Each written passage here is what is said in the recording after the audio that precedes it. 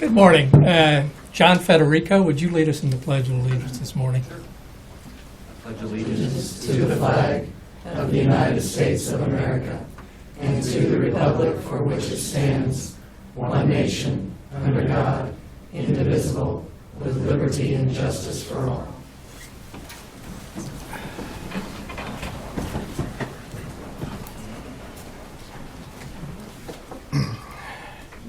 Welcome to the May 22nd, 2017 meeting of the Shawnee County Board of Commissioners. My name is Bob Archer. I currently serve as chair of the commission and represent District 3 alongside Commissioner Shelley Bueller, who represents District 1, and Commissioner Kevin Cook, who represents District 2. Good morning, everyone. Good morning. First item of business, please. First item is under item 1, proclamations, presentations. Number 1, update regarding the Grace Med Health Clinic. Alice Weingartner, Director of Community Development for Grace Med. Good morning, Commissioners. It's nice to see you today. Good morning. Attached is a report that was given to you regarding the patients that we are seeing for this first quarter of 2017. I thought I would highlight some of the other things that are also happening. Did you get our report? I don't know if we I didn't. not have it. Okay. I did send it. I will make sure that I send you some copies as soon as I get back to the office. I apologize for that. We have been working to fill some provider vacancies, and so that is one of our main criteria, or main things that we're focusing on right now. We do anticipate having a new provider start at the end of July, so we look forward to that person coming on board. As you might imagine, a lot of our focus and my effort is really focused on Project Wellspring at this time. We have over 55% of our capital raised or pledged thus far for the remodeling of that building. We have had great feedback from our partners. We've been able to clear out some of the shelves and refrigerators so far. So again, if anyone is still looking for industrial shelving, call me. I'll make you a great deal. One of the new things that is happening, a new initiative, is our preventive oral health outreach services. I believe last week you approved a memorandum of understanding with the health department for us to provide those services in the WIC program. Our registered dental hygienist, who comes with a lot of experience, she's already got relationships with Family Service and Guidance, the Boys and Girls Club, the Children's Palace through the Topeka Rescue Mission. So we'll be starting this summer offering those services through several of those programs. And then we're also working with several of the school districts, and we'll be able to go into the school districts this year. We, again, with the transition that's happening with St. Francis, we certainly are trying to stay informed on that and what role we may have with any of that transition work that goes on. And as always, we really appreciate the continued support from the Commission and from the county for the work that's going on with Grace Med and this transition that's taken place. It's hard to believe that we're coming up on a year already. I feel like I've blinked and it's here. One of the other things that we're doing this year for the first time is we are participating in Topeka Gives. And so this amazing event that Topeka Community Foundation has done for the last 6 years, we're excited to be a part of it for this first time, and also get to meet 168 of the other nonprofits, or 167 of the other nonprofits in our community, and just figure out how we can continue to build those collaborations. So I would be glad to answer any questions. And I apologize for this report not being here, and I will make sure that we get it to you. Commissioner Cook. Yes. One of the unique factors about Grace Med is the ability to go into the schools when we have the ability for parents being able to take off time from work to get the kids to and from the doctors, from the school, and transportation being an issue. Having Grace Med in the schools was one of those unique components. You talked just briefly about going into the schools. Can you elaborate just a little bit on that? Sure. This service really is solely for the dental portion of the services. And so when our providers go in, they're able to do an exam, they're able to provide education, cleaning, sealants, and fluoride varnish. Then if there's a need for additional care, we will either refer them to another provider who can do that additional care, or as our program grows, we may be able to make that more accessible. It's a little bit different when it comes to the medical side of it, and with that, we still do need parental approval, parental participation in those visits. Right. So that's the difference between, and so before we even go in to do the oral health exams, we're sending consent forms home so they know, the parents know we're going to be in that school on a certain day and providing these services, and they can opt in or opt out. So, And again, I mean, life is so busy. If you're a struggling family and transportation is limited, being able to take off Right. work, get to the school, pick up the child, get to the dentist, and get back. I mean, that's just, I mean, that can be a whole day's income that's lost. right. And a lot of our focus, of course, are on those individuals with Medicaid or who are uninsured, and so that will be where a lot of our emphasis is as well. Thank you. One more question. Yes, Alice, Commissioner can you Buell. tell me again on Project Wellspring, where you're at for the remodeling of the new clinic? Right. The total program project cost is $3.94 million. And so we are just over half of that. And I want to say it's like 2 point something, and I don't have the exact Okay. figure. What I can tell you is we're at the point where we need 1.6725 million still. So that's the number I know. Okay. Yep. So if anybody has that. Yeah. Commissioner, just one last. Yes, Commissioner Cook. You know, the community health rankings that came out, I think, was a big wake-up call that Shawnee County has some issues that we need to address. And I know that our health director is working on that and addressing the commission, as well as our prior health director was working on that. Where does Grace Med fit into that overall community health rankings and trying to address those health issues? Sure. I think the biggest role we will have initially is really in addressing those person-to-person interactions, making sure that patients are developing a good relationship with a primary care provider. And once they have that relationship, then they can address those ongoing needs that are the issues that came to light through the assessment, you know, making sure that they're exercising, eating right to reduce the risks of diabetes or help minimize if they're already experiencing diabetes. That's where we will really have that direct patient contact and help in those areas. And then, of course, other collaborative opportunities I'm sure will come about as well. I mean, we're actively participating in Heartland Healthy Neighborhood and those activities.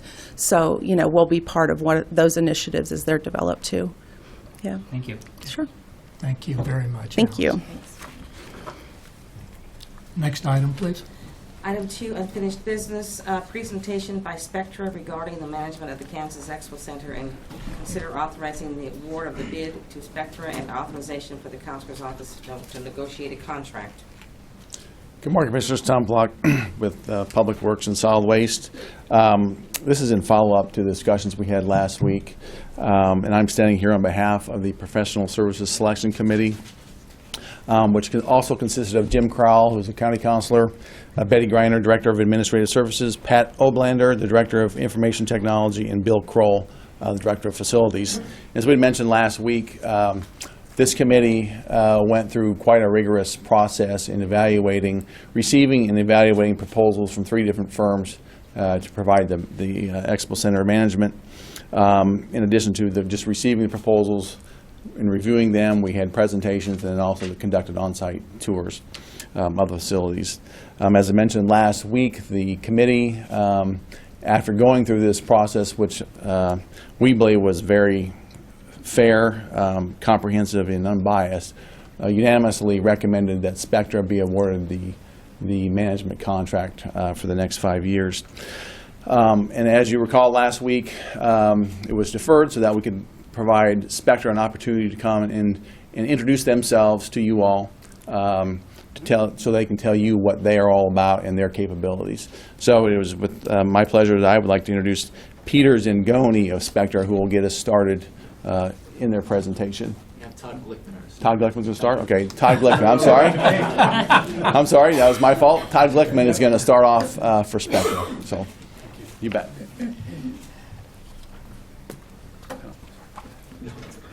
Good morning, everybody. Good morning. Morning. As I was sitting here getting ready, thinking about what I was going to say, I think it was apropos, I come from a family of dentists, so that presentation, my dad would be proud. On behalf of Comcast, NBC, Universal, who is our parent company, I just want to say thank you, excuse me, and thank you for the opportunity for our team to come present today. You're going to hear from everybody today. We've got about a 35-minute presentation that will really get into our company, our background, and our philosophy moving forward. So we're really excited to put that forth. I would like to thank the selection committee on the recommendation. We felt it was very thorough. It was a lot of due diligence, site visits, questions back and forth. So thank you to the selection committee on the recommendation. We understand the sensitivity that goes into a decision like this, quite honestly. It's real. There's a human factor to it. It's not just paper and words. There's people's lives that are involved, and we get that. I understand that. I've been with the company for 26 years. Right out of college I started. I started up in Albany, New York, and had the pleasure to move down to our corporate facilities in Albany, or down in Philadelphia. And I've been there right out of college, like I said, and I'll be 27 years this October. And people ask me a lot, wow, that's very odd to be at one company for that long in the private sector. And I often think about the attributes of our organization and kind of what makes us great, in my opinion. And I think the principles that we drive by are, you got to be loyal, first and foremost. You got to be honest. You got to be willing to work hard. You have to do what you're going to say, and you have to say what you're going to do. And if you can deliver those principles to both internally and to our customers, we should be okay. Our goal today is to really, for you to hear from us, ask questions, to hear from the people that will be working the process, and really highlight what I think are two very important factors. One are the people, and the people that will be involved with the Kansas Expo Center, and the resources that will be given to those people, both at the facilities currently and the new people, in terms of how are we going to support and how are we going to do what we're going to say. So that is the goal of today's presentation. Like I said, it should be 30, 35 minutes, hopefully not much longer. That's a little message to my folks to keep it going. We got, I think, hurry with pace, or pace with hurry. But with that being said, I want to turn it over to Peter Zingoni, who some of you might know. Pete is a de facto resident of Topeka. He was driving us around last night, and we had a very good time and a very nice meal. So with that, I'd like to introduce Pete Zingoni. And I'd like to take some time. Thank you so much, Commissioners. Good morning. I think it might be a good opportunity also to introduce the rest of our team that we have here. My name is Peter Zingoni. I'm the Vice President of Business Development for Spectra. But I'd like to pass it off and just have an opportunity to, for our team that are here today, to introduce themselves and talk about the roles and responsibilities that they play within our organization, but more specifically, how it relates here to the Kansas Expo Center. So let's start with our General Manager candidate. Yeah, hi, my name is Kellen Seitz. I'll be your General Manager. If you would, sir. Oh, I'm sorry, yeah. Hi, thank you, Commissioners. My name is Kellen Seitz. I'll be your General Manager on site of the Kansas Expo Center. I've been with Spectra, much like Todd, right out of college, for a little over 7.5 years with the company. So I currently manage a facility of ours just outside of Tulsa, Oklahoma. Good morning. Shura Garnett. I'm a Division Senior Vice President for Spectra, and I'll oversee the Central Division, which Topeka is located within. And I'll have direct reports Rick Hunt, who is not able to join us today as your RVP, and Taylor. So, Sites. Good morning, Commissioners. My name is Adam Flack. I'm the Central Division Marketing Director and the Director of Marketing at our facility in Des Moines, Iowa, the Iowa Event Center. I'll have direct oversight over the on-staff marketing staff here.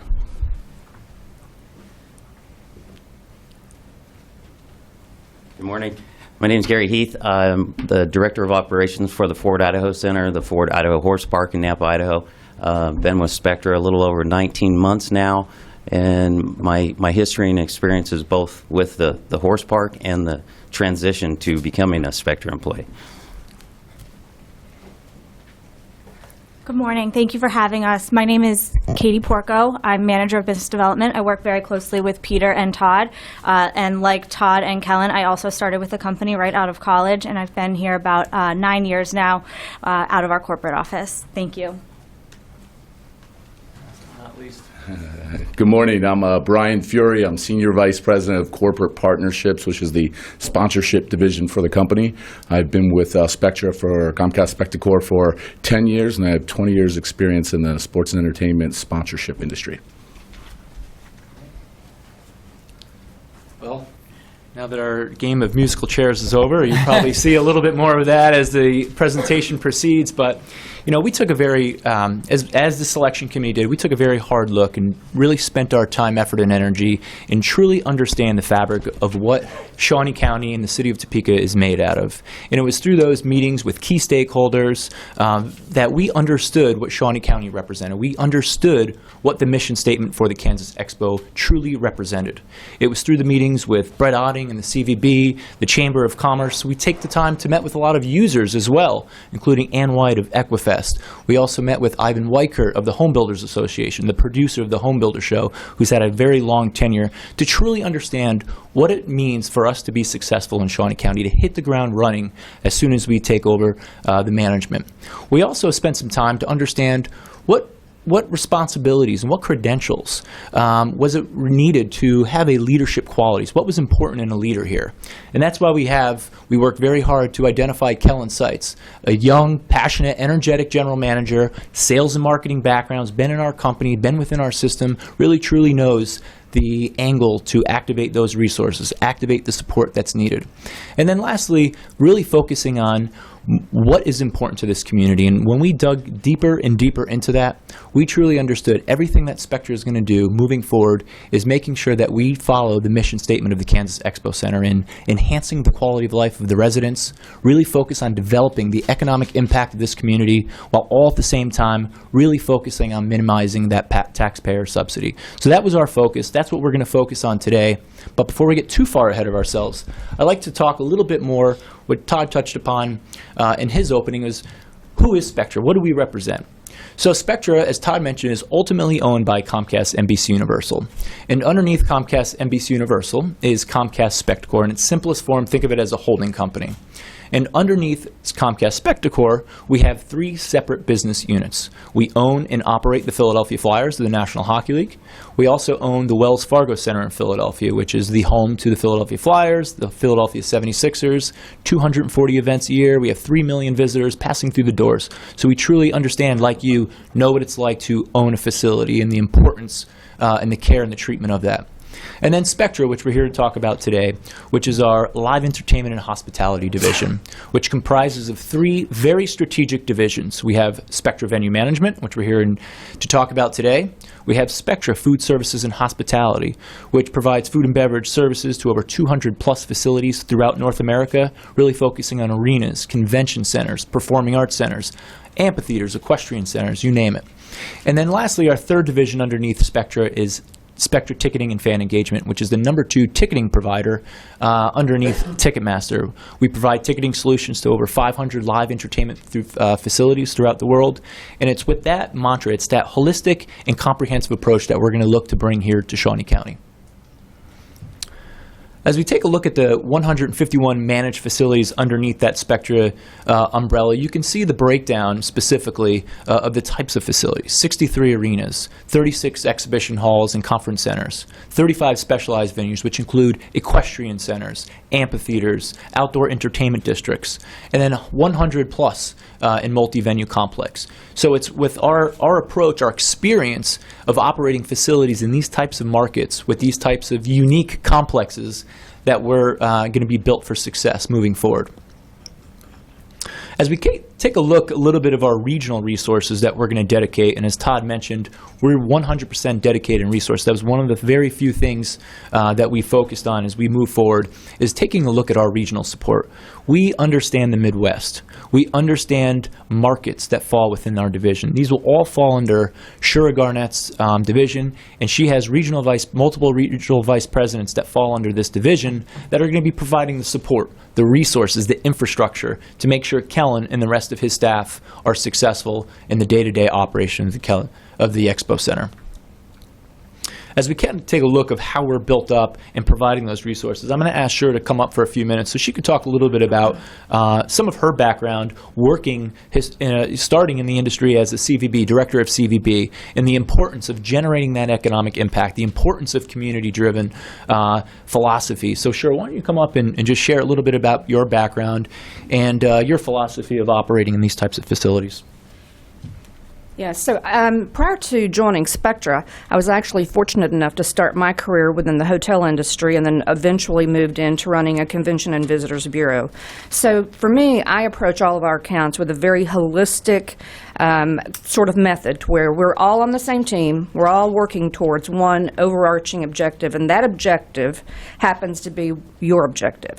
You know, economic impact, working as a team, filling room nights, generating activity in our venues.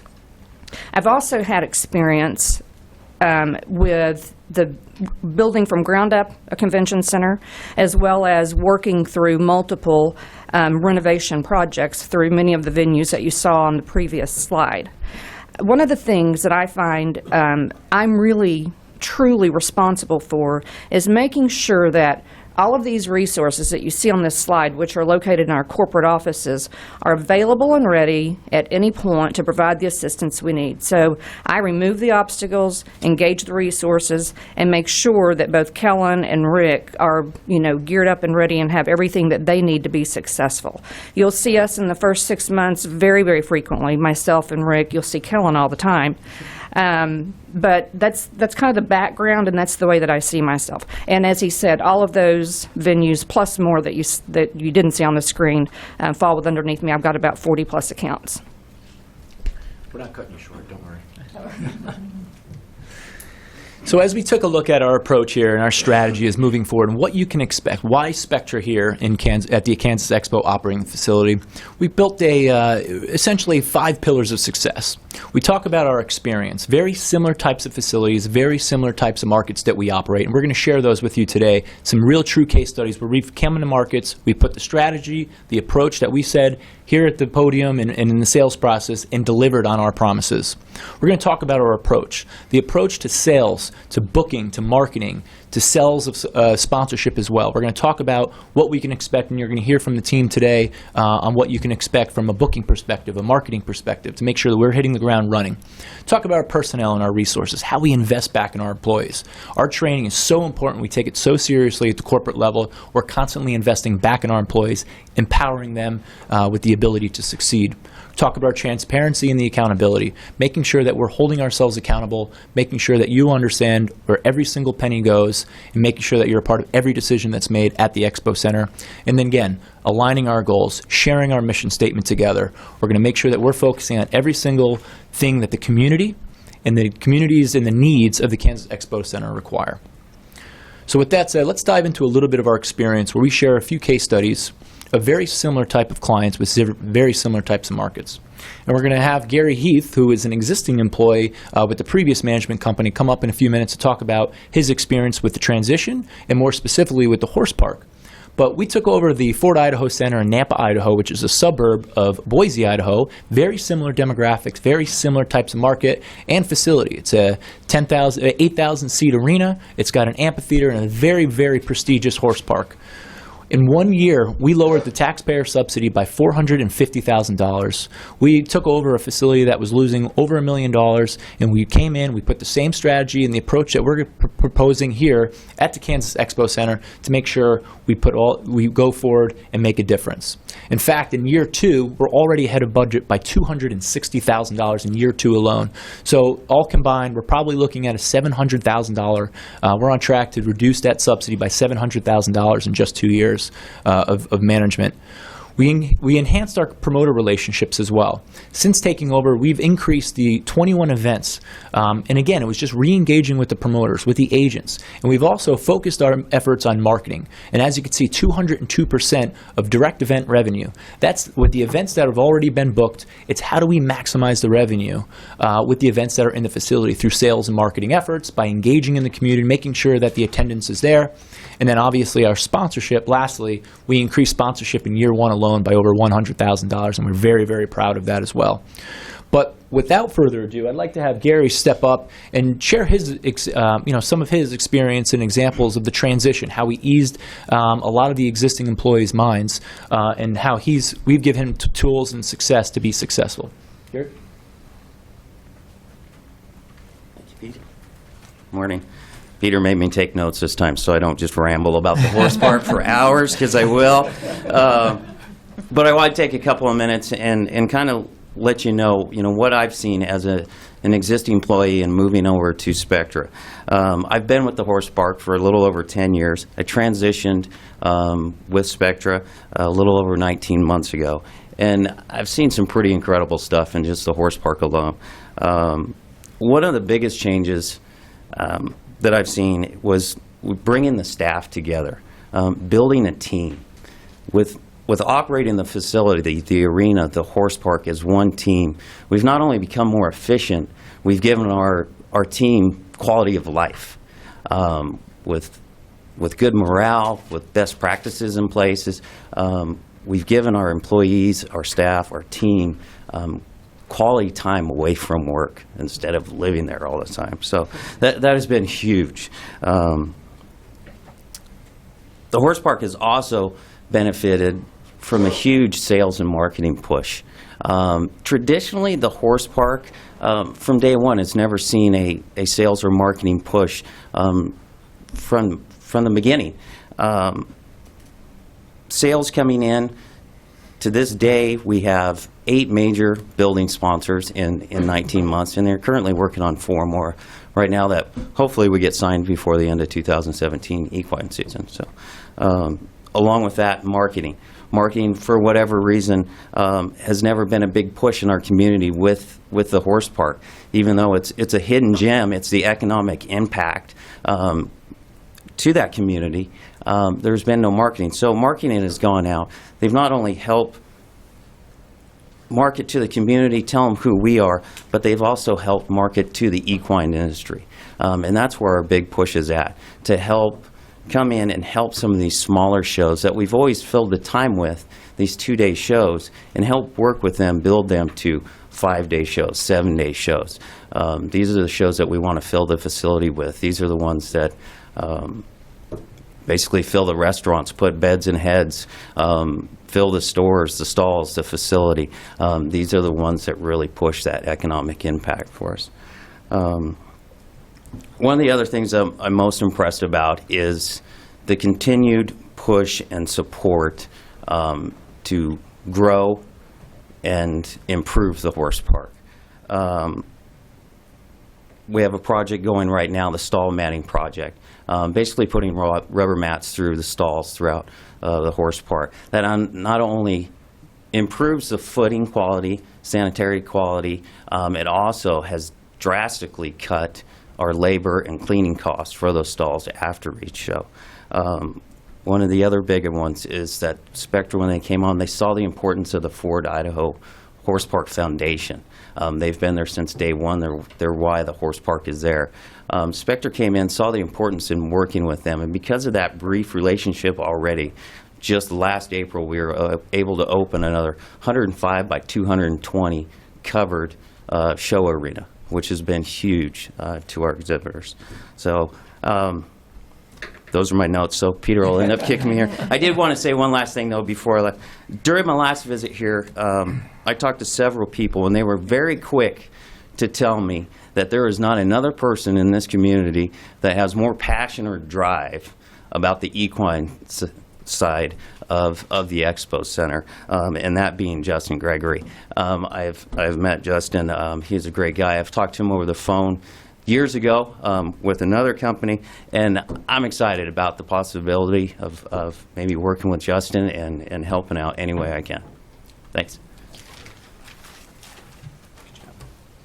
And it's that commitment to working with the existing clients, the existing contracts, enhancing their experience through the horse park, through concerts, through local community events as well. That's going to be our commitment to this community. And again, just to piggyback on the success that we've had in Nampa, just earlier this month, the council unanimously decided to extend us for an additional 10 years just after 18 months of operation, because they felt so confident with our ability. They actually awarded us with an additional venue that falls underneath the city. So we're very, very proud to partner with the city of Nampa and continue a very successful future moving forward as well. As we bring it back closer to the Midwest, I wanted to highlight one of our other really prestigious gems in the Midwest as well, and that's in Des Moines, which was a site visit, I know, with the inner city sites with DTI and the Chamber of Commerce. So truly, we understand the community and we understand what the success does, because I'll tell you, when we started in Des Moines years back, we saw very similar things of this community as well. So we really want to focus. We've had constant, significant growth. In fact, we're on track to even grow that 2016 number again. But as you can see, this is a profit. This complex operates at a profit, which is very, very unique in this type of industry. And again, it's a part of hitting everything, working on the national headlines with concerts. It's our approach to marketing, sponsorship, and what we're very proud of, specifically as it relates to here at the Kansas Expo Center, is a lot of our regional resources are going to be coming out of that venue, including Adam Flack, our sponsorship regional vice president as well. So we're very excited to have that. And then another venue, which we're still trying to get in our heads, is the Tony's Pizza Event Center, which is a recent naming rights deal. You guys may remember that as the Bicentennial Center. But again, just a great achievement that our team in Salina has been able to do. We just executed a 15-year naming rights deal with Tony's Pizza that we're still trying to get our heads wrapped around that title. But we're very, very proud of it. And very similar type of attributes. The city went through a very, very rigorous selection process that we were eventually awarded. About 2 years ago, we went under a $13 million renovation. So again, bringing that experience, obviously not as big as the $45 million and the excitement surrounding here. But again, we focused as a company, focused on maximizing the revenues, minimizing the cost. We work hand in hand with the architects, with the contractors, making sure we have the experience. We'll talk a little bit about that later in our operational slides. But again, since taking over just over 5 years ago, we've reduced that subsidy by $450,000. And with that, we've also seen event day growth from $189 when we took over in 2012 all the way up to $299. So we're very, very proud of our accomplishments down the road in Salina. And then lastly, as a similar venue, and this is very, very exciting because this was the venue that the selection committee decided to tour and have some one-on-one interaction with our client. And again, the results really speak for themselves. We took over a facility back in 2014 at a $276,000 loss. We flipped that to a profit. We're operating at a $155,000 profit. And continuing to move. But it was because of the resources, it was because of the strategy and the support that our corporate support provided. We sold naming rights within 18 months. We've also obviously experienced some fantastic financial increases as well.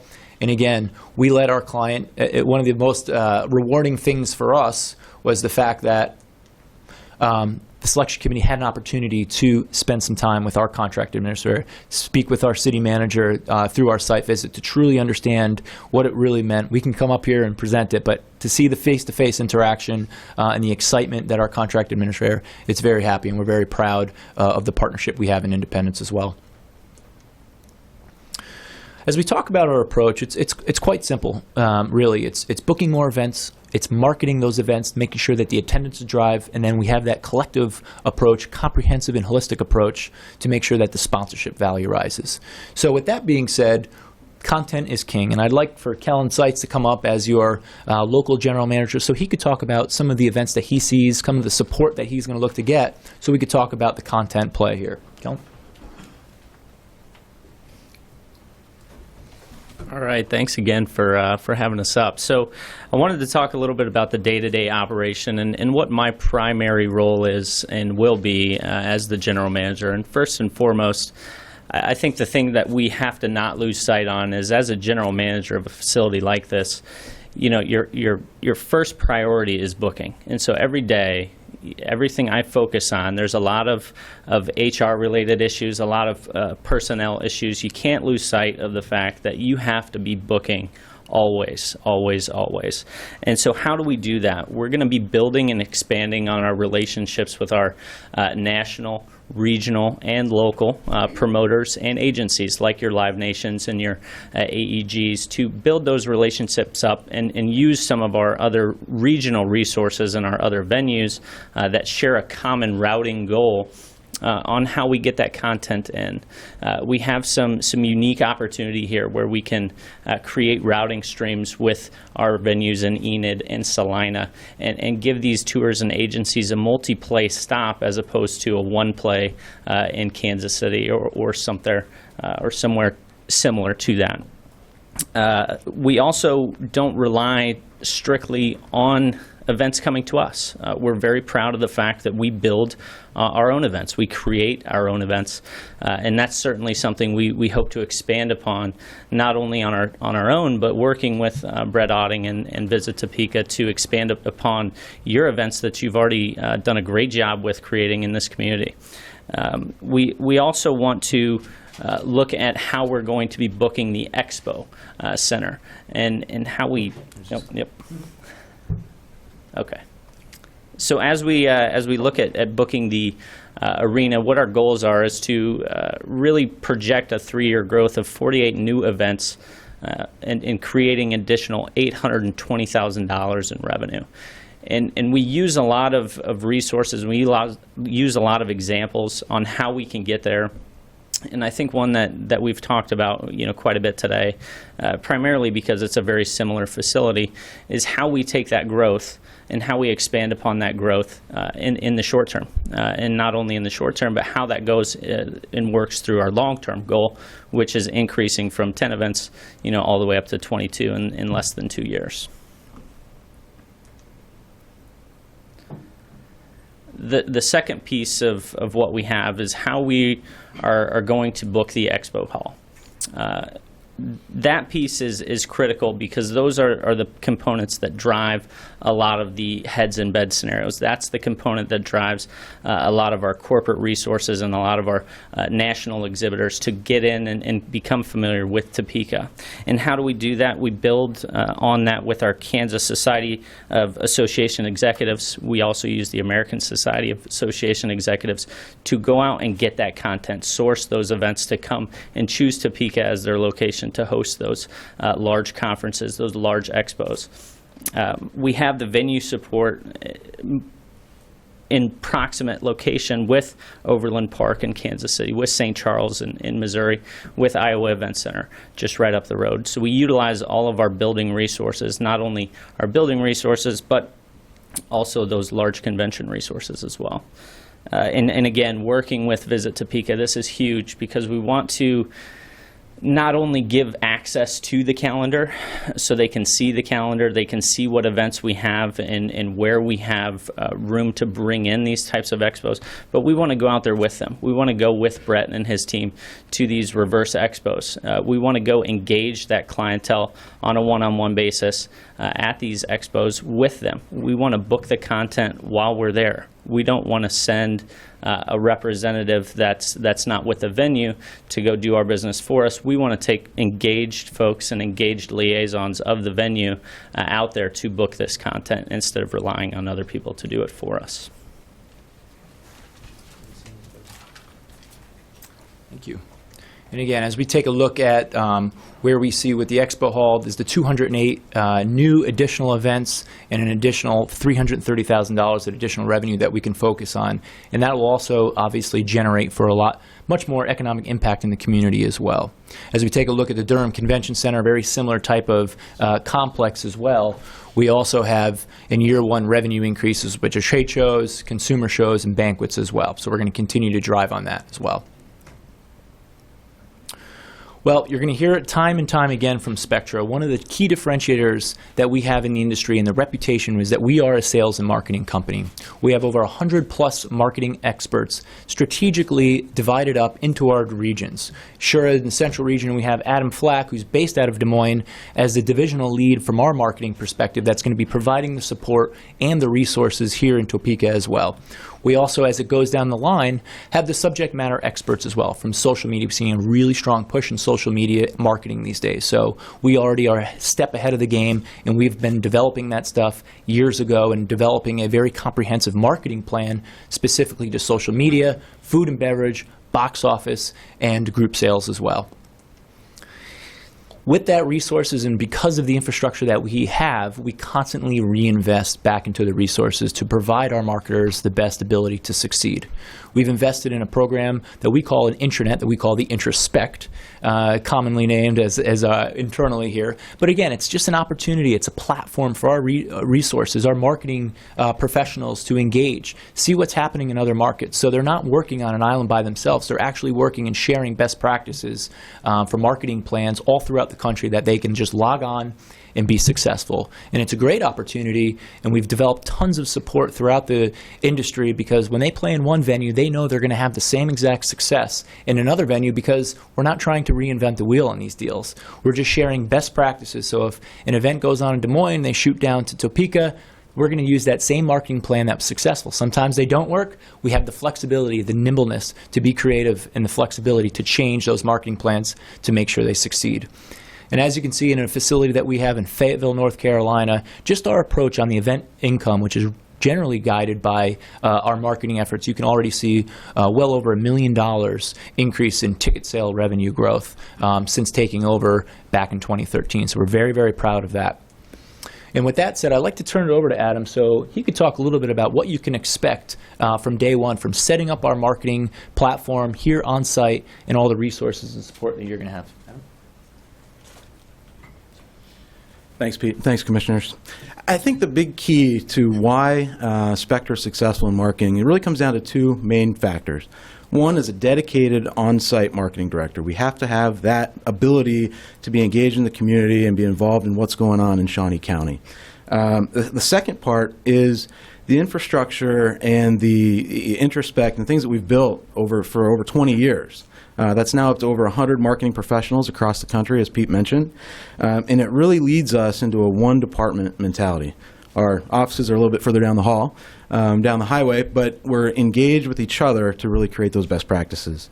That on-site person can take advantage of training, support, idea generation, and they do all that through monthly, bi-weekly conference calls that they have with us, in-person meetings twice a year, Introspect that Pete hit on before, and the ability to turn in monthly reports, daily sales reports, so that we can be in tune with what's going on in each of our markets.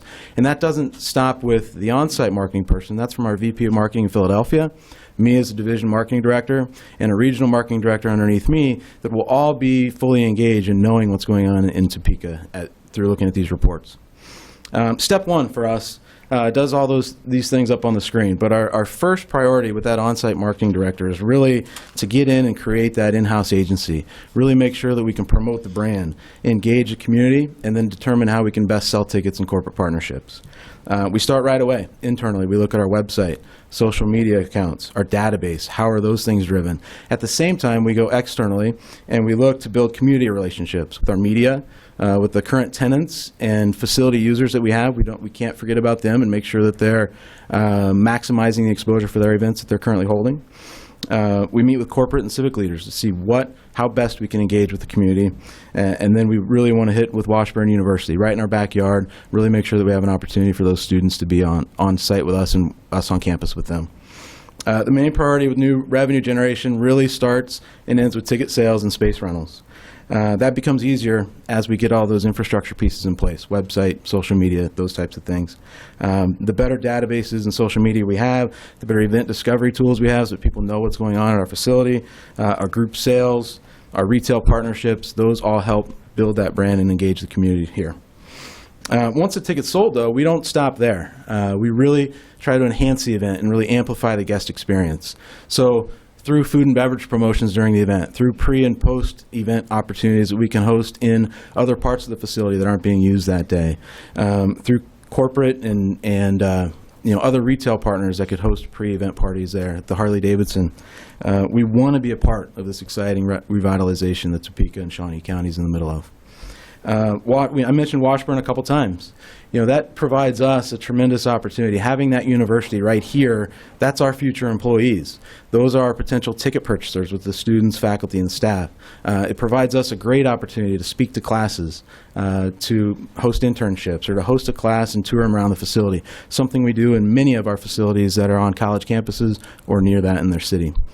At the end of the day, it really comes down to the more tickets we sell, the more events we'll be able to book. And the more events we're able to book, the easier it's going to be for us to sell corporate partnerships. And with that, I'd like to turn it over to Brian Fury to talk about that side of the business. Thank you. Good morning. I know we're getting into a lot of detail here, so I'll try to keep it somewhat brief. I think, fortunately, a lot of us are considered experts in our various fields. So we get a little bit passionate when we speak about these subjects. But my job and responsibility for the company is generating revenue, contractually obligated income. We call it corporate partnership sales. But for everybody else, that's sponsorship, advertising, premium seating, naming rights, pouring rights, all of those types of interaction with corporations in the area that are doing marketing and advertising and looking for ways to reach consumers. So as Kellen said, you book the event.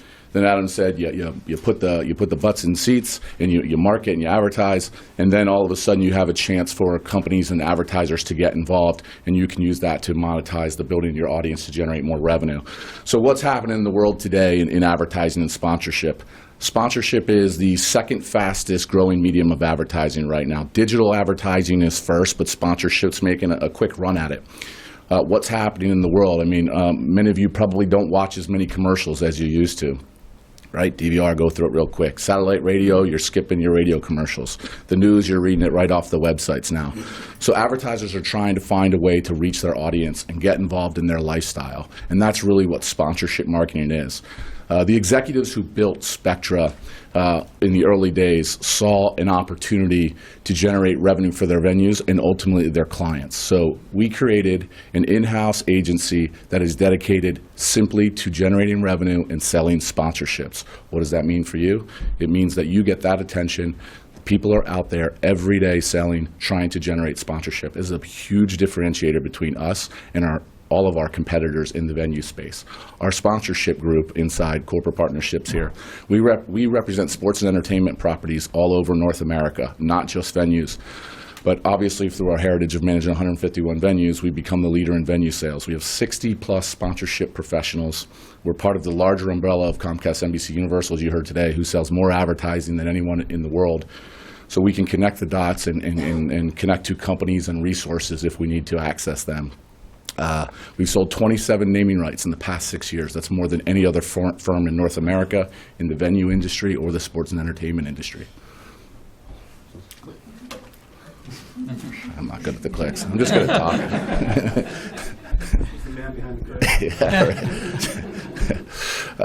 Talking about the Kansas Expo Center. This is what we do. Experience in similar venues. This size venue is our bread and butter. We love it. We're passionate about it. We're trained in it. A couple of quick examples. The Casper Event Center. While the market's a bit different, we took over that property that had really limited revenue, less than $100,000. We are already, and this was from the first presentation, at 130% of revenue within a year in sponsorship revenue. It's in the 200s now, and we're climbing quickly. High potential. I mean this with all due respect, but I have to identify opportunity. This is the lowest sponsorship revenues I've seen from a venue when looking at your operating budget. So the only way to go is up. And then questions, how are we going to do that? First and foremost, sales, you can't do sales half-time. Anyone who's ever sold before knows you need to put a person against that activity, and they has to be their full-time position. So we will recommend a full-time position here in the market that is constantly selling sponsorship. We also have 2 employees at the Silverstein Eye Centers Arena that is in the greater market that will also be selling sponsorship. And then many of you who toured the Silverstein Eye Centers Arena, I have to say the whole thing because naming rights partner, is Lori Kemet. She's one of the best in the business. She works out of our Iowa Event Center, and she is the regional VP for corporate sponsorships. And then premium space we have located here. $800,000, an example in Augusta, Georgia. We want to give you a quick, brief example of when we got involved in renovations. And so we often work with the operators inside our group. They'll come to us and say, hey, look, we're looking at adding renovations here. Should we put in seating? How much revenue can you return from that seating? Hey, we're looking at putting wayfinding signage or branding signage. How can you generate more incremental revenue? So in Augusta, Georgia, we came up with $800,000 of revenue over a 5-year term by just adding a little bit of premium seating and then what we call a club where we sold a sponsor to a local jeweler there. So just creative ways to work together to generate more revenue.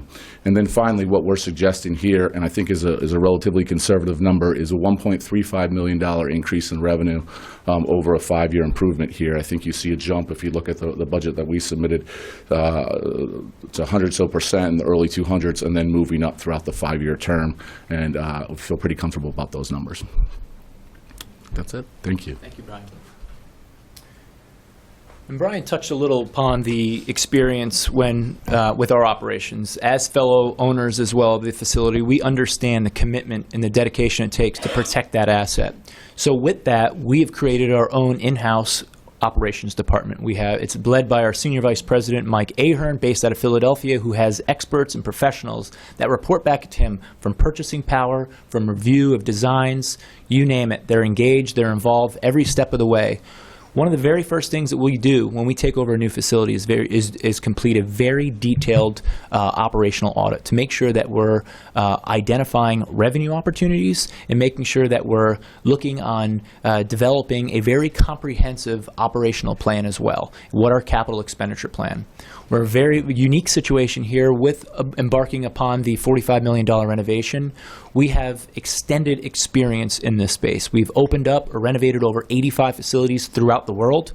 We have fantastic relationships with both CSL, who's contracting and doing your feasibility work. In fact, we just hired them a few years ago at the Wells Fargo Center, our own facility as well, to take a look at the premium seating. Where can we maximize revenues? They do great work. We're excited to work with them, and we want to work with that right away. And then Populous as well. Populous helped design the facility up in Des Moines. So we have a great working relationship with Populous, and we're excited to jump in head first. We've spent some time with Chuck as well in the market with HTK from your local architect's perspective, and we're excited to get engaged right away and take a look at the plans. So we have that renovation experience, and we're excited to get started. Also, as part of our operational department, we take a very detailed approach on the maintenance systems, making sure that we're tracking every single mechanical, engineering, and plumbing issue throughout the facility, making sure we're doing our preventative maintenance, our predictive maintenance, making sure that we're obviously taking care of your largest asset in this community. And then lastly, just our commitment to sustainability, make sure everything's going green. But the advantage of that is cost-saving benefit. So we have our experts that'll make sure that we're maximizing that as well. As we talked about personnel. Todd referenced it right in the opening. The most important people to us is our own people, is our employees, investing right back into them. So what we've done, we invested back into, as a part of our Introspect, invested into a learning management project. So every week, every month, our employees are constantly hit with different emails to make sure that they're getting into their training, from diversity training to PCI compliance, you name it, making sure that we're constantly giving back and educating our own employees to be successful. As a part of that educational program, we also make sure that each and every one of our employees goes through our extensive customer service training as well, making sure that our clients, our customers, our promoters, agents, users of the facility are treated with the same amount of respect to make sure that the repetitive business is adequate. We also implement a mentor program. It's an opportunity for some of our younger employees and even experienced employees to learn different types of fields of part of the operation. So we make sure that we mirror the different goals and objectives of certain employees and match them up with someone that's got that subject matter expertise in that field to learn, constantly giving back. Lastly, we have our employee survey, which it was a nice play off of our parent company, The Voice, making sure that every employee is heard. We created Comcast Spectacor Voice, which is a platform for our employees to speak up, talk about best practices, what would they like to see in our company to make sure that we're always hearing from our employees and have the opportunity.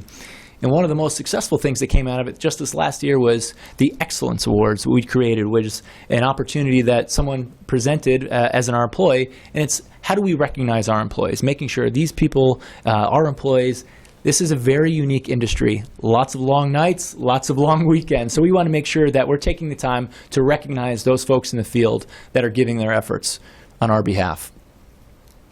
Transparency and accountability. Again, we mentioned it in the opening, touching upon it. Our commitment is to making sure that we're fiscally responsible, that we're very, very transparent with the commission and with the public. So what our commitment to you is updates, meetings to the Shawnee County, not also the commissioners, but here to present to you, making sure everyone in the community knows what's going on.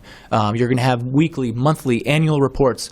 Excuse me, very detailed forecasting budgets, benchmarking. We're always going to make sure that we're adjusting expenses to achieve our bottom line goals. Contingency planning, managing cost revenue with everything in mind of managing the bottom line, making sure that we're being held accountable from a financial perspective as well. Part of the other, one of the other most important things is the employees, is the transition, making sure that we hit this ground running from day one. And we saw the importance after transitioning and the importance of making sure that each and every one employee, the existing users, the existing contracts in the facilities that we take over are making sure that they're handled with the proper care and the attention that's required. So we developed our own operation client experience and onboarding team to specifically make sure nothing falls between the cracks. Led by our Senior Vice President, Dan Gallagher, based out of Philadelphia. And we hold weekly onboarding calls from day one, leading up to it'll be prior to even being on the ground with boots on the ground. What do we need from a contract perspective? Making sure payroll, HR is all set up, making sure that we're giving all the resources and the support that's required. We're also going to work with our own staff. We've created a general manager welcome packet to make sure there's a checklist for every detailed operational asset that is required as we move forward through the transition. We have department site visits from each and every subject matter expert within our organization. Make sure, again, nothing falls between the cracks, and every single segment of the operation is supported from a corporate and regional perspective. We create what we call the Day One Splash, which is just an opportunity from our corporate office. This is the picture you see in the upper right-hand corner is right in our corporate office. Every executive in our corporate office takes some time to shoot a little welcome note, and in that email on the left-hand side is an email that goes out to our company, welcoming all the new employees to our organization, encouraging them to reach out for any sort of support and resources that's needed. We also follow up. Part of the client experience team is you'll have a very detailed 90-day and annual survey, making sure that we're being held accountable for what we said and making sure that we're coming true on everything that was required through the transition and then the ongoing support. And this was a really a nice quote from our client down in Beaumont, Texas, which we just transitioned from a previous management company in April, really commending just the process that we've had through the process of the transitions. We're very excited to have a quote like that. And lastly, as we kind of embark on the end of our presentation, our shared mission. Again, as I mentioned in the beginning, everything that you can expect from Spectra is with something in the back of our mind that's going to make sure that we're providing a quality of life, driving economic impact to this community, and minimizing that taxpayer subsidy. We took the time to truly understand and study this mission statement, make sure everything that we do has this in the back of our minds. With that said, we have a $2.4 million net operating improvement over the bottom lines. That's we're committed. Everything you've heard today from a booking, from a marketing, from a corporate partnerships perspective, these aren't just pie in the sky. We have the background, we have the case studies to prove the success and the experience that we bring to this market, and we're excited to go to the next level, very similar to our mayor in Nampa. That was a very tough, difficult decision, and he supports it and knows that it was the right decision to select Spectra. We want to be in this community. We want to be partners. Thank you so much for the opportunity to present to you, and looking forward to the future. Thank you. Thank you. Very impressive. I'll start with Commissioner Bueller to see if you have questions or comments. I don't have any questions. I've talked with the selection committee on a number of occasions, and you know what Tom said, fair, comprehensive, and unbiased. They took a deep look at this. I appreciate the marketing emphasis, the amplifying the experience, and I think there's a lot of momentum in this community. We need that kind of momentum. I'm going to support the recommendation of the steering committee, or the selection committee. Commissioner Cook? Just a question, and might be able to be answered either by Kellen as our potential GM. A lot of the feedback that I've gotten over the past month or so relates to nonprofits, smaller groups, organizations that use the Expo Center, and their fear of being priced out of the market, not being included, not having that feedback. Can you talk a little bit about Spectra's mindset for the community give back? Sure. And how we involve the community back into our facility? Yeah, so there's a lot of things that we do with Spectra and utilizing our nonprofit groups. The main one is employing them for fundraising and revenue generating opportunities in our food and beverage department. So we oftentimes have them come out, sell at our concession stands, and typically what we like to do is incentivize them to get the most value out of their time there. And the way we do that is on a percentage basis. They would take home a percentage of the sales that they would sell for that event over the night, and really give them an opportunity for them to create a fundraising effort there on their behalf. But what about like events like everything from the Cappers to Boys and Girls Club, people that use the facility? Are we going to see prices suddenly jump astronomically? No. Short answer, no. Along that same line, presently, I understand that Spectra is looking at bringing in a catering department and having some food that's being brought in-house. Are there going to be changes that we anticipate where we would be prohibited from hiring our own caterers if we rent a facility or rent a space? Yeah. Let me just take about this.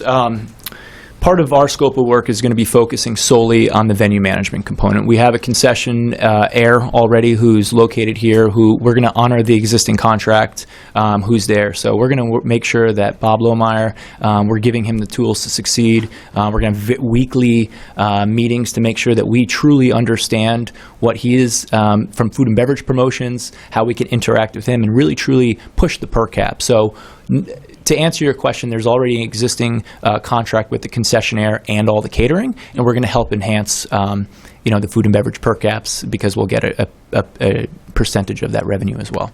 Great. Thanks. Very good. I may just have a follow-up. Yes. I mean, we still have a contract to negotiate, and so those are the types of things that I'll be looking for in the contract. I know that we deferred this for some time in order to have this presentation, because I was hearing from locals that, they're concerned. How are we going to work with this new company? And so you've given a great presentation, but the contract is really the meat of it, and so I'm going to pay close attention to that and see prices, and I like the onboarding plan and that sort of thing, but I will be paying close attention to that as well. Yes, Commissioner Cook. In the same respect, I support Spectra and their, I think it's a very impressive presentation today, but those sorts of the things that are included in the contract, again, I think that we hear a lot of concern in the community. Change is always met with apprehension. Whenever there's a change, we know what we have now, what does the future hold, and the future is never predetermined. And so that's just, as long as we can have that community engagement and know what the concerns within the community are. So, very good. Thank you. I'll make a motion to approve the recommendation of the selection committee and authorize the county councilor. Time for comments or anyone to speak? Yes, I was going to make a motion and then ask if anyone wanted to make comments. I lost my train of thought. Sorry. But that's my motion, is to approve the recommendation of the Professional Selections Committee, the unbiased, independent selections committee of leaders of Shawnee County, and authorize the county councilor to negotiate a contract with Spectra. Now, if there are anyone that wants to make a comment, that would be great. I would love to. Thanks. Hans Niska, Kansas Expo Center. I would like to first start with my remarks by saying that I was not asked to speak on behalf of SMG. I'm speaking on my own accord, personal and professional accord. because this is personal. Obviously, you can tell by the sunburn. I was out on Topeka Boulevard all weekend directing traffic, and got sunburned from it. Getting our graduates in and out of the Expo Center this weekend was a daunting task, and being told how intelligent and talented I am by people that wanted to turn left and couldn't. Gets personal. 7 days a week, 15-hour event days. It's more than a job, I tell people. It's a way of life. So this is personal to me. I want to thank the commissioners first and foremost. I think the citizens and taxpayers of Shawnee County should be proud to have commissioners that do the due diligence of something like this, make tough decisions, put this to RFP after 25 years of SMG managing this contract. It was time for it to go to RFP. I know that SMG took it very seriously. We went through our business with a fine-tooth comb, and we put together a proposal that, quite frankly, made a lot of us uncomfortable. But uncomfortable is good, I think. It prohibits complacency. It promotes thought and innovation. So we put forth our best effort, and I feel like what we put forth with the guarantees, we didn't just propose something. We guaranteed it with penalties, and I think it was very fair and very attainable. I'm submitting after seeing this in my professional. I've been in this profession for over 20 years. In my professional opinion and in my history here already in Topeka, what I know about the market, Topeka is a proud capital city of the big state of Kansas, but it's a small town at heart. It's really a different market. I think it's far different than all of the examples that they put forth. I'm submitting to the board. In all honesty, I think it's a very big overreach what they're promising here, and I think it needs to be reviewed. He brought up CSL. I think they're a fair firm. I think, but I think a professional market analysis and an analysis of all the proposals needs to be done to do this due diligence, because I'm afraid that what you're being presented today will not be the reality in 2 to 3 years. And at this critical juncture in the history of the Expo Center, with the renovations that are coming up and the facelift, and it's going to be a new building and a new facility in 5 to 10 to 15 years, depending on how the renovation gets structured. Will there be new opportunities that open up with what they spoke about, premium seating and sponsorship revenue? Yeah, doors will open. But to talk about $1.35 million in corporate sponsorship revenue coming in out of Topeka, that's a stretch. We know this market. SMG knows this market. We know what it's capable of. I think we put forth some lofty corporate partnership goals in our proposal as well that we felt were attainable. 48 new events in the arena. I mean, when are they going to do that? 208 new events in the exhibition hall, and they brought up Overland Park and Salina as examples of where they could get these events and concerts from.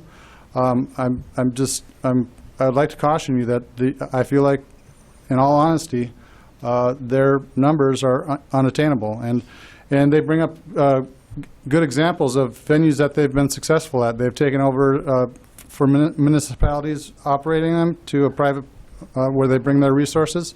And yes, they do have some successes, but Spectra does have some failures, and they're well documented.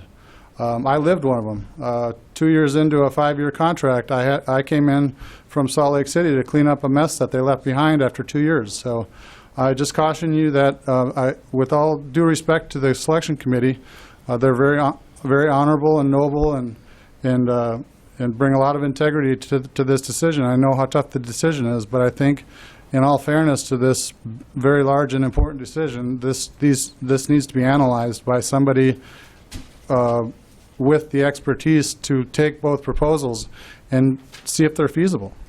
And I haven't seen that happen through this process, and I think that really needs to be the next step. So that's my recommendation. I'm speaking on my own accord, on my own professional opinion, and I'm very passionate about this, and I just want you to know that. So that's my remarks. I appreciate it. If you have any questions, I'm happy to answer. Otherwise, I'll Thank you, Hans. digress. And thank you for your service. It is noticed and appreciated. Anyone else for, yes, sir? Can I hand something to you?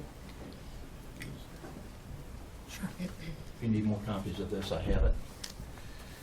Thank you.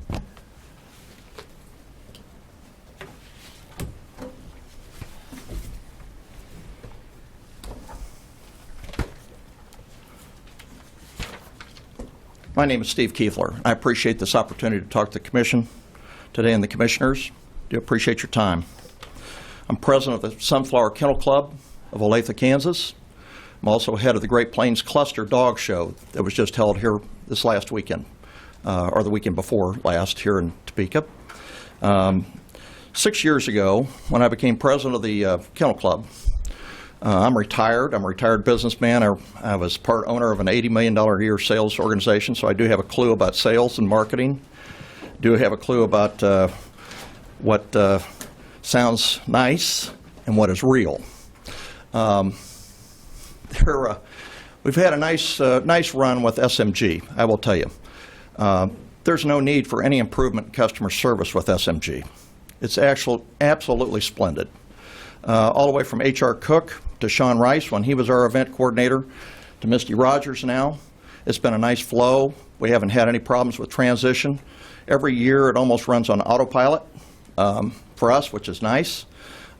We have a lot of work that we do behind the scenes to run the dog show, but from an operations management and security standpoint with SMG, they do a great job. I'm probably going to stub my toe with these folks if they get this, but quite frankly, I've dealt with their operation and independence. They were not interested in holding a dog show. There was a dog show held at that event center, the Independence Event Center one time. It was unsuccessful. I've dealt with the Overland Park Convention Center to try and arrange when we were looking for a new location to bring our show 6 years ago. Dealt with the Overland Park Convention Center. They didn't want our business. The Great Plains Cluster also includes the Salina Kennel Club. Salina Kennel Club used to have their show, freestanding show, out at the Bicentennial Center in Salina. They no longer do that. They have one day with the Wichita cluster, the Sunflower Cluster down in Wichita, Kansas, along with Hutchinson and Wichita for a 4-day dog show. And I persuaded them to join us for a day. They didn't go to the Bicentennial Center or Spectra to get that, to find a location for their show. They came to us. It just concerns me about the beds and heads. I think you guys have been promised a lot of smoke, not much fire. I think there's a lot of things here. It's a pretty presentation. It's nice looking. Having given a lot of presentations myself as national sales manager for traveling all over the North America, I can tell you I can make them too. What's behind them? I didn't see any figures there that told you all what you should expect, how they got to those percentages, how they got to those numbers of increase. There was no meat to it. I'm concerned that because of the excellent relationship that we've had with SMG, I just don't see that they're interested in having dog shows in Topeka. And I will tell you that after 2001, after 9/11/2001, having talked to H.R. Cook when I first came up here to approach him about having our dog show in this town, it was important because the hotels were suffering. The travel industry was suffering in Topeka. Yes, it's the state capital. That draws a certain number of people to this city. But they were looking for ways to put people in beds and raise revenues and sales tax revenue, which is important, especially now with the expansion of this. To me, I don't see how this is going to work, how they're going to, I looked at the Bicentennial Center. There's one date on their calendar from May of 2017 to May of 2018. There's one event for 12 months. I looked at the Independence Event Center, Silverstein Eye Center. There are 42 events, and that includes the hockey team. 42 total events over 12 months. I don't know how they're going to get to the, whatever it was, 261, 269 here. No offense to Topeka, I don't live here. I'm not a resident of here. I live in Overland Park, Kansas. But I will tell you that, you know, you've got an 8,500-seat arena. I don't see you bringing in Elton John to fill that arena. I mean, Garth Brooks came to Kansas City at the Sprint Center, sold 119,000 tickets over the course of 6 days. That's not going to happen on an 8,500, seat event center. And I'm not trying to be downplay the Expo Center, but it's just an impossibility. I don't care. There's only so many people you can put in there. Having looked for sponsorships for our dog show and things like that, I think I'm a pretty good marketing and sales guy. Spent my whole life doing that. We've had a very difficult time trying to find sponsorships. Hill's Dog Food here in Kansas City, a local company owned by Colgate-Palmolive, went to them and approached them about sponsoring our dog show. They did the first year. It wasn't a good match because they were expecting, hundreds of thousands of people, I think, to flow through the doors, and that isn't what happens at a dog show. We filled up, just at the Capitol Plaza Hotel alone, we put 185 room nights in that hotel for a 3-day dog show. That was just one hotel. Misty Rogers and her SMG staff are just the best, and I would very much hate to see them go and be lost. And it may cost you the dog show business in Topeka, Kansas. I can't speak for the other dog shows in August. There's eight days of dog shows over 2 weekends then. There have been the National German Shepherd Specialty, which brought in over 900 dogs to this town, just in a freestanding specialty show.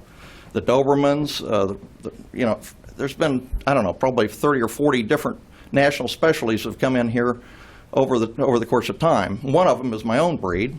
I was responsible for bringing them in. It just, everything's geared toward trade shows, toward I guess, concerts. Commissioner Cook, I think, addressed it. It wasn't answered, I don't think, quite properly or fully, and maybe it wasn't understood. But the not-for-profits, we're a not-for-profit. I don't want to work in your concession stand. I want to have a dog show. That's why I'm here. We're a not-for-profit, but our deal is not to work in concession stands to raise money. Any money that we raise is given to charity. We've made donations to the Olathe Police Department. We'd certainly be interested in talking to your police department about something for the canine units. The economic impact of the dog shows, and if you look at the sheet that I've given you there, this is provided by the American Kennel Club, the largest dog registry club in the United States, of which our club is a member club, and so are all the dog show people up here. If you look at that, the average spent by a person coming in was over $600 in the United States per person, and usually they travel with a companion. So I just don't see how this plan is going to work for you all. I really don't. And I know that this probably jeopardizes me having the ability to have a dog show here because I'm talking out against them. But I will tell you that this is a slick presentation, and it's all smoke, no fire. You should look at it again. Trust me. Look at it again, in depth. Relook it. Take some time. Table this thing again, and look at it seriously. And I thank you for your time. Thank you for your comments.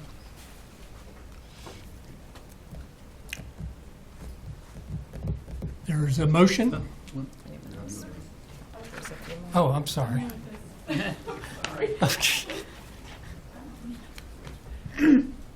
I just feel compelled to speak. My name is Sandy Griffith, and I was newly appointed to the Expo Center Advisory Committee about a year ago. And it's been really a breath of fresh air to, work with everybody and really enjoy, my time being involved. And we're on the cusp of really doing some exciting things and investing a lot of taxpayer dollars that are going to be important for the community. And we've been on the cusp of making other changes this last year with new people with the chamber, and that have been positive and refreshing, I think, as well. So I love everybody that I've been working with, but utmost, first and foremost, I have respect for the three of you and the respect that you have obtained in the community in your constituents and your taxpayers of Shawnee County to appoint a committee that has done due diligence. They have gone through mountains of information that we have not seen today. I really feel like that they have dug down to the details.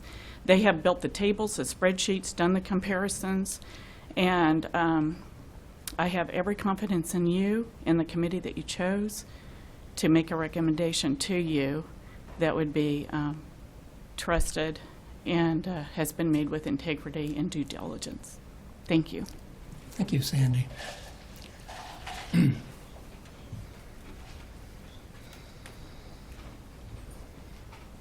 Good morning. Good morning, Commissioners. My name is Misty Rogers. I'm an employee at the Kansas Expo Center. No one asked me to come and speak. I'm here with my heart. I've been with the Expo Center for almost 3 years. I have found a family there. These are people that I work with, that we groan over long weekends, and we hooray and enjoy the one-day weekend that we may get every once in a while. I'm here to speak for us. I know that there has been due diligence. I know that there have been people who have worked tirelessly to come to the conclusions that they have, and I respect them and I respect you.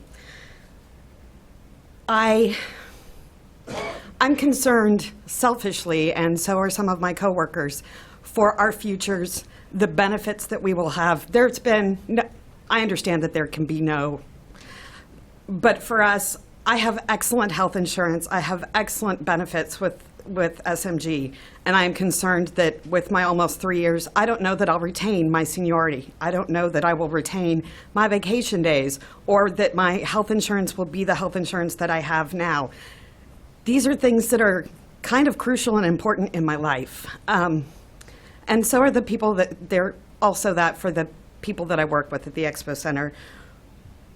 We want to make sure that when you're making your decisions and your considerations, that maybe you take just a moment and consider our futures and what will happen to us in transition. I understand that the company, that Spectra, says that they retain 92% of employees.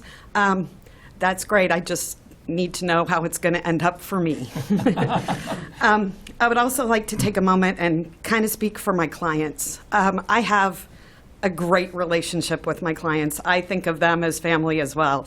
And I worry for their, as you said, Commissioner Cook, how they're going to be treated in the future, if their rates are going to go flying through the roof and make it difficult for them to stay with the building. These are people that are part of this community. These are my dog shows. These are my little trade shows, and they're important.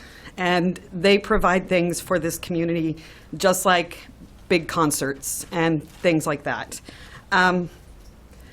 Remember the little people. I guess that's what I'm trying to say. In my heart, SMG has made me part of their family. They've been there when I've had hard times, and they've helped me. So, having said all that, just don't forget about us. Thank you. Thank you for your comments and your service. I don't see anyone else for communications. There's a motion on the table. Second. Motion made to approve by Commissioner Archer, seconded by Commissioner Cook.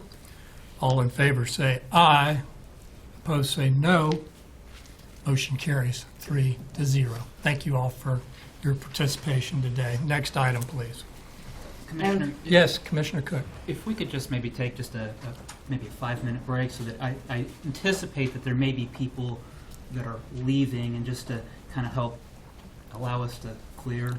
Is that a motion, That is a Commissioner? Before we do that, Yes. what's the anticipated time that this contract would be back on the agenda? Jim, can you give us an idea? That way, everybody knows the expectations. We still have one more step. Good morning, Commissioners. Jim Crowell, Shawnee County Councilor. The RFP has a timeline in it. The initial timeline was July 1st to come back with a contract. We extended all timelines by 2 weeks during this process. So technically, it's around mid-July. Part of the negotiations will be discussions with Spectra regarding what is the sensible date to commence operations for the transition and all of the other details that will need to be worked out. But as of now, the anticipated date would be by mid-July, to answer your question. Very good. Good question, Commissioner. Sorry. Motion made to go into recess for 5 minutes by Commissioner Cook, seconded by Commissioner Archer. All in favor say aye. Opposed, no. Motion carries 3-0. We'll be back in 5. Congratulations. We'll be in touch. Next item, please. Item 3, consent agenda.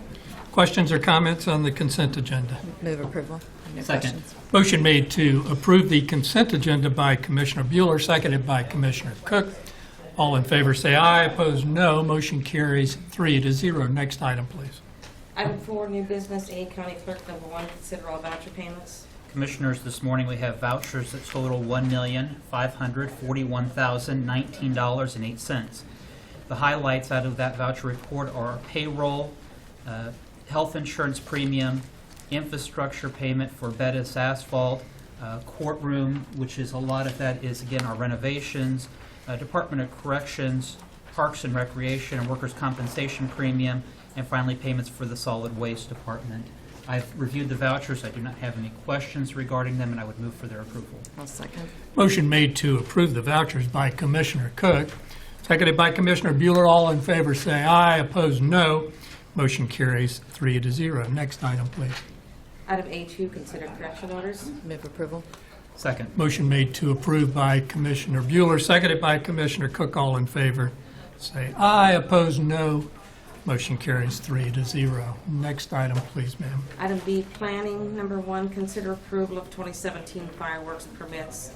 Also authorization and execution of contract C-173-2017 with Jack and Emma Leah Reed, Boomtown LLC, and John Barber, releasing the county from liability because Boomtown is putting their stand 46.5 feet from the property owned by Reeds instead of the required 50 feet. Good morning, Commissioners. Anna Ortega, Zoning Administrator. Our office received 20 applications in the one agreement.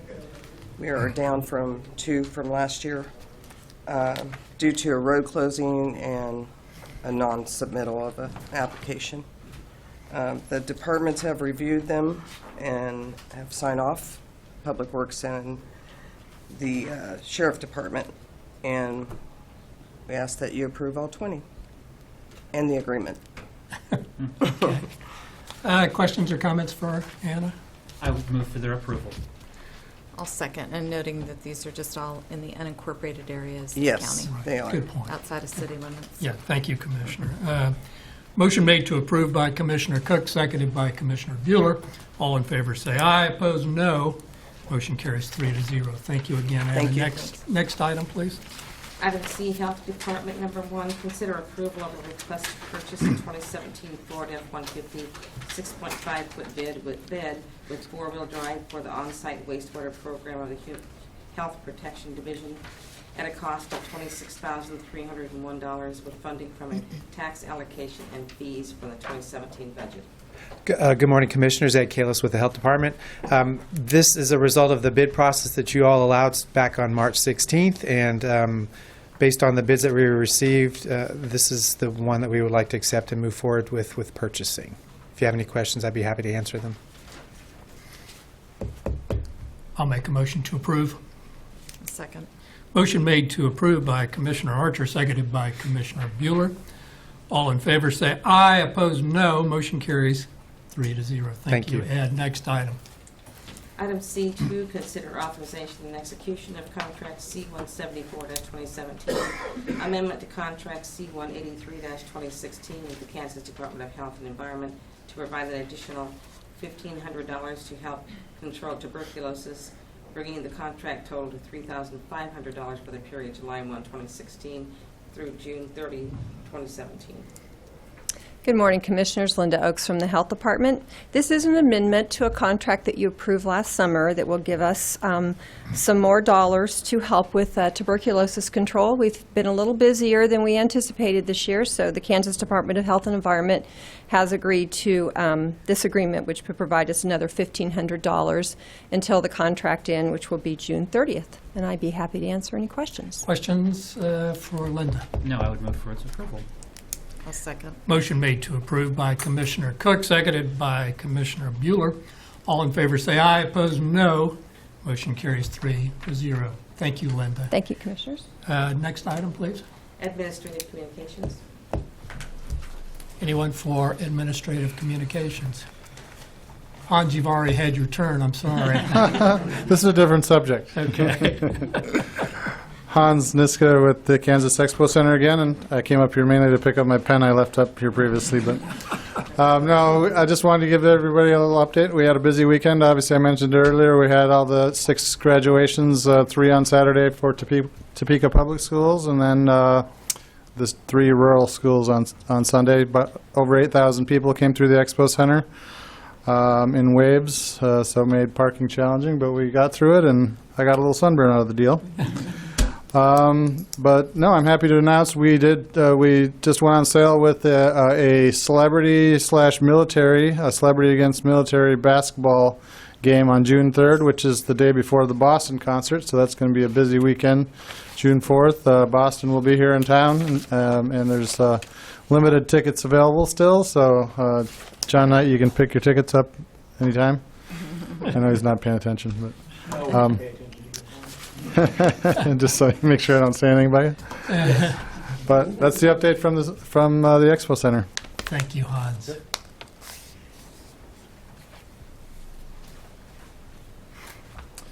Commissioners, Tom Blanc with Public Works and Solid Waste. This is a little bit of follow-up to administrative communications last time. We are getting out the public notice, the media notice about the road closure for the Willard Bridge that's coming up. The message boards will be set next Tuesday, so they'll be going out. The only thing that has yet to be done, there is a permit for, on the detour routes, whenever you're placing some signage within the KDOT right away, you need to get a permit. They're reviewing that permit application now. That doesn't take very much time, so we don't expect any issues with that, but that will be going on. So the notice is going out to the media today. Like I said, basically the detour is going to be either Carlson Road, either Highway 24 or I-70, and then to US 75 and around. So that's going to be the official detour. So. Thank you, Tom. All right, thank you. Anyone else for administrative communications this morning? Commissioner Cook? No, I don't have anything for this morning. Okay. Commissioner Bueller? I do not. Me either. Next item, please. Item 6, executive session. There's not a need, so we're officially adjourned. Thank you for coming.